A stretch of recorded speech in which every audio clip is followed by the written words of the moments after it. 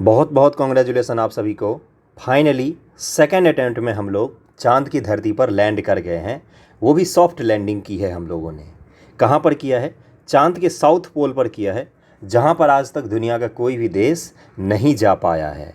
तो आप सभी को बहुत बहुत बधाई। हर चीज़ को हम लोग खुशी के रूप में मनाते हैं। बहुत सारी उपलब्धियां हैं हमारे एज ए नेशन, लेकिन जब साइंस के क्षेत्र में, स्पेस के क्षेत्र में कुछ होता है तो वो अलग ही एक खुशी होती है। सोचिए, हमारा देश क्रिकेट के लिए जागता है, फिल्म देखने के लिए जागता है, लेकिन विज्ञान के लिए जागता है। ये कितनी बड़ी चीज़ होगी। तो वही है आज अपने लिए कि चंद्रयान-3 जो है वो सक्सेसफुली लैंड कर गया है। कहाँ पर? चांद के साउथ पोल पर। तो सभी को कॉन्ग्रेचुलेसन। ख़ास तौर से उन वैज्ञानिकों को कॉन्ग्रेचुलेसन हमें करना चाहिए या थैंक यू बोलना चाहिए उनको, जिन्होंने हमें इस प्राउड का फील करवाया है अपनी कड़ी मेहनत के द्वारा। तो उनका नाम ज़रूर जानना चाहिए आपको। उनके बारे में मैं थोड़ा सा बता दूंगा आपको। लेकिन वाकई बहुत खुशी हो रही है। बहुत देर से एक जैसे लग रहा था फिल्म देख रहा हूँ, इसी प्रकार से सस्पेंस के तौर पर बैठा हुआ था मैं लेकर कि क्या होगा क्या होगा। जैसे सांसें थम जाती है, क्लाइमैक्स के जैसे लग रहा था। चलिए, आखिरकार हम लोग पहुँच ही गए चाँद पर। तो चंद्रमा पर भी अपना झंडा अब होगा ही होगा। कुछ देश हैं जिनके झंडे जो हैं वो चांद पर हैं, उनमें अब अपना भी नाम होगा। तो देखते हैं कौन कौन लोग हैं। इनके नाम को भी ध्यान में रखिएगा, हो सकता है आपके किसी एग्जाम में पूछ ले। चंद्रयान-3 को पूरा करने के लिए फीमेल साइंटिस्ट और इंजीनियर्स ने भी अहम किरदार निभाया है। कौन कौन लोग हैं? चंद्रयान-3 को सफल बनाने में एस सोमनाथ के अलावा, एस सोमनाथ कौन है? तो ये इसरो के चीफ हैं। अभी वर्तमान में हमारे इसरो इन्हीं के अंदर में काम करता है। प्रोजेक्ट डायरेक्टर पी वीर मुथुवेल इनका नाम है। ये तमिलनाडु के बहुत ही गरीब परिवार से आते हैं, जो चंद्रयान-3 के प्रोजेक्ट डायरेक्टर हैं। जब इनको आप देखोगे टीवी पर तो आपको आश्चर्य लगेगा कि कितना कॉमन दिखता है ये आदमी और कितना बड़ा काम करके दिया है इसने देश को।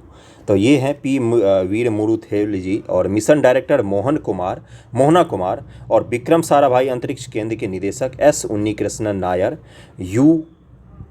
UR राव सैटेलाइट सेंटर व निदेशक एम शंकरन और लॉन्च ऑथराइज बोर्ड प्रमुख राजराजन ने भी अहम किरदार निभाया है इसमें। ओके, जो प्रोजेक्ट डायरेक्टर हैं उनके बारे में थोड़ा सा और देखिए यहाँ पर।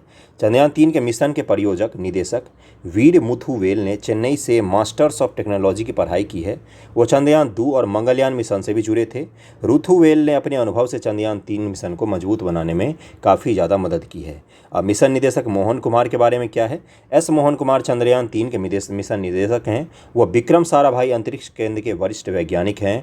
चंद्रयान-3 से पहले वह LVM-3 और M3 मिशन पर वन वेब इंडिया 2 सैटेलाइट के निदेशक भी रहे हैं। VSSC के निदेशक उन्नीकृष्णन नायर जो हैं, देखिए हम इनका नाम भी सही से प्रोनाउंस नहीं कर पाते हैं। मैक्सिमम दक्षिण भारत के ही हैं, तमिलनाडु और कर्नाटक से अधिकतर बिलोंग करते हैं। विक्रम साराभाई अंतरिक्ष केंद्र के एस उन्नीकृष्णन नायर, उनकी टीम चंद्रयान-3 के हर महत्वपूर्ण पहलू पर नज़र रखती है। नायर ने ही geosynchronous satellite launch vehicle JSLV Mark 3 विकसित किया है। वह एक एरोस्पेस इंजीनियर हैं। उन्होंने अपनी पढ़ाई भारतीय विज्ञान संस्थान जो है, इंडियन इंस्टीट्यूट ऑफ साइंस जो है, वहाँ से किया है। UR राव सैटेलाइट सेंटर के निदेशक एम शंकरन को इसरो का पावर हाउस माना जाता है। वह नोबल पावर सिस्टम और पावर सैटेलाइट तक जाने वाले सोलर RAS बनाने के मुहारत रखते हैं और उन्हें सैटेलाइट बनाने में 3 दशक से भी ज़्यादा का अनुभव है। एम शंकरन चंद्रयान-1, मंगलयान और चंद्रयान-2 सैटेलाइट का भी हिस्सा थे। कितने बड़े बड़े वैज्ञानिक हैं ये लोग। एक बार इमेजिन कीजिए कि कौन हैं ये लोग। हम इनके नाम तक नहीं जानते हैं और ये क्या क्या करके हमें देते हैं। उसके बाद से UR राव और सैटेलाइट की डिप्टी प्रोजेक्ट निदेशक कल्पना के भी बारे में जानिए। कल्पना ने की कोविड महामारी की कठिनाई के बावजूद चंद्रयान-3 टीम के साथ काम किया। उन्होंने एक इंजीनियर के रूप में अपना जीवन भारत के सैटेलाइट बनाने के लिए समर्पित कर दिया। वो चंद्रयान-2 और मंगलयान दोनों मिशन में भी शामिल थी, इसलिए इनका नाम भी आपको जानना चाहिए।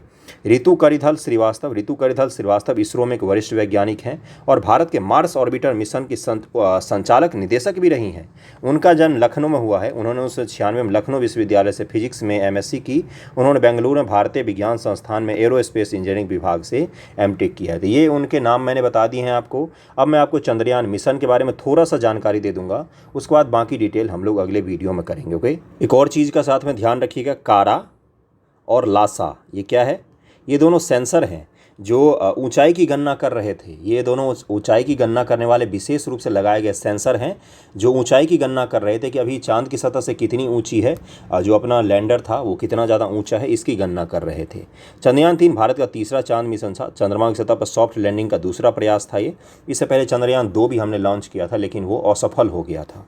इस मिशन के तहत चंद्रयान-3 ने 14 जुलाई 2023 को दोपहर के 2:30 बजे श्रीहरिकोटा के सतीश धवन अंतरिक्ष केंद्र से उड़ान भरी थी। इस तिथि को ध्यान में रखिएगा, 14 जुलाई 2023 को पीसीएस एग्जाम वाले खास तौर से पूछ लेते हैं।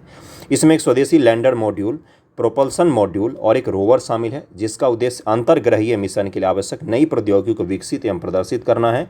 इसका उद्देश्य क्या है? उद्देश्य देखिए काफ़ी क्लियर था कि चंद्रमा की सतह पर सुरक्षित व सुगम लैंडिंग करना है। पहला उद्देश्य तो हमारा यही था कि हम कम से कम सॉफ्ट लैंडिंग एक बार चंद्रमा की सतह पर कर पाएँ। ओके, अगला है कि रोवर को चंद्रमा पर घूमते हुए प्रदर्शित करना। एक रोवर है जिसका नाम है विक्रम, और वो 500 मीटर के करीब में चलेगा उस पर, 500 मीटर के करीब में चलेगा उस पर यथा स्थान वैज्ञानिक प्रयोगों का संचालन करना। विशेषता क्या है? चंद्रयान-3 के लैंडर विक्रम और रोवर पेलोड प्रज्ञान चंद्रयान-2 मिशन के समान ही हैं। ये दोनों उस मिशन में भी समान थे, इस मिशन में भी समान है। ओके, लैंडर पर वैज्ञानिक पेलोड का उद्देश्य चंद्रमा के पर्यावरण के विभिन्न पहलुओं का अध्ययन करना है।